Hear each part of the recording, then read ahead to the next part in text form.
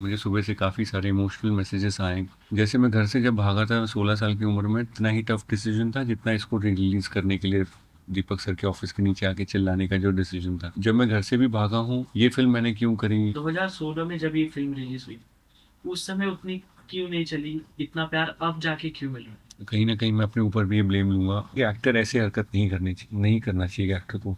Part 2 के लिए नीचे बैठ के 11 दिन का अनशन करना पड़ेगा, तो मैं वो भी करूँगा आप लोगों के लिए। 9 साल, 10 साल पहले अपने डायरेक्टर्स के ऑफ़िस में इस फ़िल्म को पाने के लिए ऑलमोस्ट भीख माँग रहा हूँ। वो 200 में ही मिल गई मुहावरा, वो बड़ी बात है, क्योंकि जो मुहावरा ने इस फ़िल्म के लिए किया है वो इम्पॉसिबल है। हम लोगों में एक डिज़ीज़ है कि हम सारा क्रेडिट एक तरफ चाहते हैं, अपनी तरफ चाहते हैं। सबसे पहले मैं मुहावरा के कैरेक्टर को ज़िंदा करूँ। फिर एसटीडी बूथ में रजिस्टर मेंटेन करना शुरू किया। फिर मेरी हैंडराइटिंग थोड़ी ठीक है, तो फिर मैंने वो साइबर कैफ़े में शुरू किया। एसटीडी बूथ में मुझे 10 रुपये मिलता था पर डे, साइबर कैफ़े में 20 रुपये पर डे मिलता था, तो कम से कम एक मील में वहाँ पे जो है कमा पा रहा था। वहाँ से फिर मैं डिलीवरी बॉय बना, किसी की बाइक लेके और सामान डिलीवर करना, वो सब किया। फिर मैं एक डीजे का बैग उठाता था। वो डीजे डीजे नितेश और डीजे रिक्कू, ये लोग अभी भी कोई उसमें से सुन रहे हो तो उनका मैं बैग उठाता था, उनका असिस्टेंट था। मैं बैग रखता था, कंसोल को साफ़ करता था। फिर वो लोग आते थे, फिर मैं चला जाता था। माय फेलो एक्टर्स, ज़्यादा नाम मैं नहीं लेना चाहता हूँ, but specially someone who is not here with us, उनको भी मैं डेडिकेट करना चाहता हूँ। So hello and so good to see you sir. Thank you भाई। एंड मैनी मैनी कॉन्ग्रेचुलेशन आपको। री रिलीज पे जब इतना क्रेजी फैंस, इतना ज्यादा प्यार मिलता है, क्या फील होता है? ये फील होता है कि ये हम सारे जितने एक्टर्स हैं, हम जितने सारे लोग ऑफिस में काम कर रहे हैं, घरों में काम कर रहे हैं, ये सबके लिए है कि अगर आपको रिजल्ट नहीं मिल रहा है तो कितने भी साल निकल जाए, आपको फाइट करते रहना है। और ये जो फीलिंग है, मैं आप सबको सबके साथ शेयर करना चाहता हूँ कि रोज़ सुबह उठना है, रोज़ सुबह तैयार होना है, काम पे जाना है, घर आके चेक करना है, रिजल्ट मिला नहीं मिला, फिर अगले दिन सुबह उठ के जाना है, और ये करते रहना है। हफ्ते में नहीं होगा, महीने में नहीं होगा, 6 महीने में नहीं होगा, साल में नहीं होगा, कई बार इस फिल्म की तरह 9 9 साल लग सकते हैं। करते रहना है, बात ये है। और I would like to also dedicate this win. मुझे सुबह से काफ़ी सारे इमोशनल मैसेजेस आए, कुछ एक्टर्स के आए हैं, तो कुछ डायरेक्टर्स के आए हैं, तो उनको मैं ये जो फिल्म की फीलिंग है, जो रिस्पॉन्स है, ये मैं डेडिकेट करूँगा टू माय फेलो एक्टर्स। ज़्यादा नाम मैं नहीं लेना चाहता हूँ, but specially someone who is not here with us, उनको भी मैं डेडिकेट करना चाहता हूँ कि ये आप सब जिन्होंने मेहनत करी है, जो मेहनत कर रहे हैं, आप सबको डेडिकेटेड रहिए। सनम तेरी कसम, जब ये री रिलीज की बातचीत हुई, ये एक टफ डिसीजन भी था, क्योंकि जब मूवी रिलीज हुई थी उतनी नहीं चल पाई थी। और जब री रिलीज फैन जब डिमांड कर रहे थे हमें वापस देखनी है, कितना टफ हुआ था कि लोग जाएंगे सच में देखने? नहीं, आप लोगों में क्या बातचीत होती, प्लीज उस बारे में बताइए। तो ज़िंदगी में कुछ भी आप नया करने जाओगे तो वो टफ होगा, ये तय है। क्योंकि वो कहीं रूल में लिखा नहीं होता है, कहीं किताब में आपको रूल मिलेगा नहीं।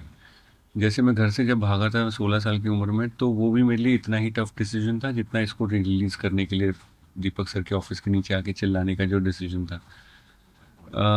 99% हमें गट फीलिंग जब हम फॉलो करते हैं तो वो टफ डिसीजन ही होता है, क्योंकि हम उसे एक्सप्लेन नहीं कर पाते।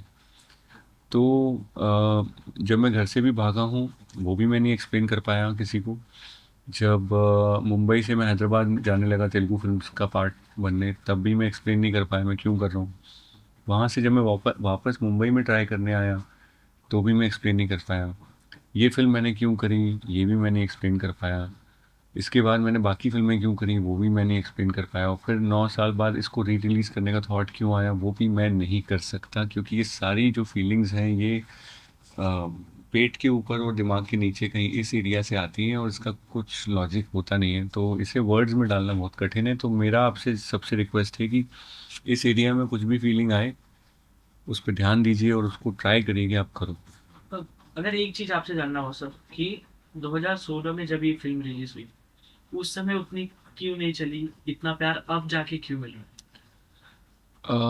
पता नहीं, रीज़न अगर मुझे इसका पता होता तो मैं अगर किसी को भी पता होता तो सारी फिल्में 99.9% फिल्में नहीं 100% फिल्में हिट हो जाती। तो मैं आपसे ये तो शेयर करना चाहूँगा कि कोई भी ऐसा इंसान नहीं है हॉलीवुड में या हिंदी फिल्म इंडस्ट्री में या साउथ फिल्म इंडस्ट्री या पूरा एक बोल लीजिए ग्लोबल सिनेमा में कोई भी ऐसा व्यक्ति नहीं है जो ये बता सके कि ये फिल्म जो है क्यों नहीं चली और ये फिल्म क्यों चली। अगर इतना आसान होता इसे बताना, थोड़ा कुछ एक्सपर्ट्स हैं जो 80% सही निकलते हैं बट 100% तो कोई भी एक्सपर्ट नहीं है। तो ये मुझ जैसे मतलब वो दिग्गज लोग नहीं बता पा रहे तो मैं तो एक चीटिंग हूँ इस मामले में, तो मैं तो बिल्कुल नहीं बता सकता। जब आपके कमेंट सेक्शन में आपके चहीते आपके फैंस लोगों के हजारों कमेंट्स आ रहे थे प्लीज रिलीज कीजिए इसे, तो आपने जब दीपक सर से बात की तो सर ने आपको यही बोला कि आप एक आर्टिस्ट हो, आपको ऐसे मैसेजेस आते हैं, तो आपने उन्हें कैसे मनाया? मुझे जब मैंने बहुत साल ट्राई किया मनाने का तो हालांकि क्या होता है कि हमें लगता है कि रिलीज़ करना एक बच्चों का खेल, फिल्म प्रोड्यूस करना बच्चों का खेल है, डायरेक्ट करना भी मतलब बस आराम से हो जाता है। बट एक रील बनाने में भी ना लोगों को आजकल 6-6 घंटे लग रहे हैं, जो 30 सेकंड की रील बनाते हैं लोग और उसमें लोग खर्चे भी कर रहे हैं। तो जो रील बनाने वाले लोग हैं उनसे मैं रिक्वेस्ट करूँगा कि सबको समझाइए कितना मुश्किल है कोई एक देखने लायक चीज़ को बनाना। तो मैं इसमें प्रोड्यूसर सर की बिल्कुल भी वो नहीं मानता कि उनको उनकी वजह से मैं मानता हूँ कि ऑडियंस ने नहीं देखा तो एक प्रोड्यूसर क्या करेगा। और तो वो एक्चुअली हमारी पूरी टीम ना एक तरीके से शांत हो गई थी इस फिल्म के बाद। मैं अपनी गलती मानूंगा काफ़ी इसमें ज़्यादा।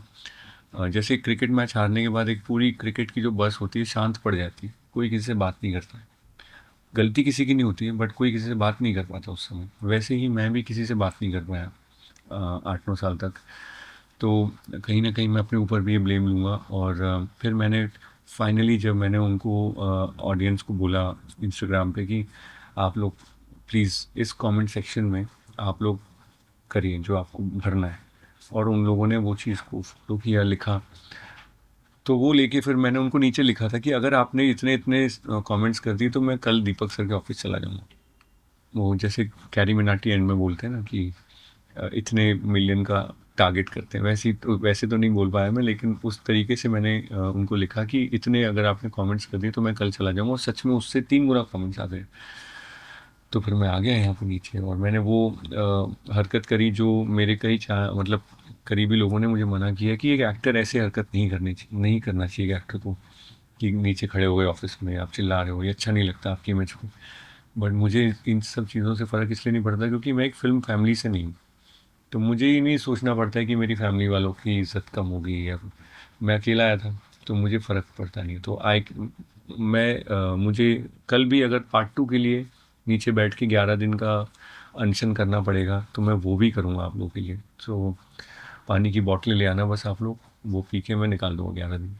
जिस तरह से आप थिएटर विजिट कर रहे हैं, लोगों का इमोशन फूल फूल के निकल रहा है, इतनी ढेर सारी प्यार मिल रही है आपको, आप जैसे पहुंच रहे हो लोग सेल्फी खिंचाने, जो थिएटर में बड़े पर्दे पे दिख रहे हैं वो सामने आके जब खड़े हो जा रहे हैं उन लोगों के लिए इतना अच्छा सरप्राइज लेकर आप जा रहे हैं, वो किस तरह की फीलिंग होती है जब आप उनसे इंटरेक्ट करते हो चलते फिल्म के बीच या बाद में?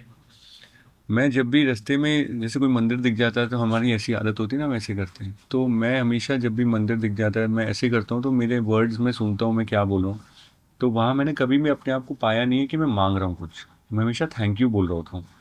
कुछ लाइफ में है या नहीं है, तो वही थैंक यू बोलने में ये थिएटर जा रहा हूँ। मैं ये नहीं फील करना चाह रहा हूँ कि मुझे क्या फील हो रहा है, उससे मुझे मतलब नहीं है। मुझे मतलब है कि मैं जितने हाथ मिला सकूँ और उनको आंखों में देख के थैंक यू बोल सकूँ, वो चीज़ मुझे करनी है जितनी ज़्यादा हो सके।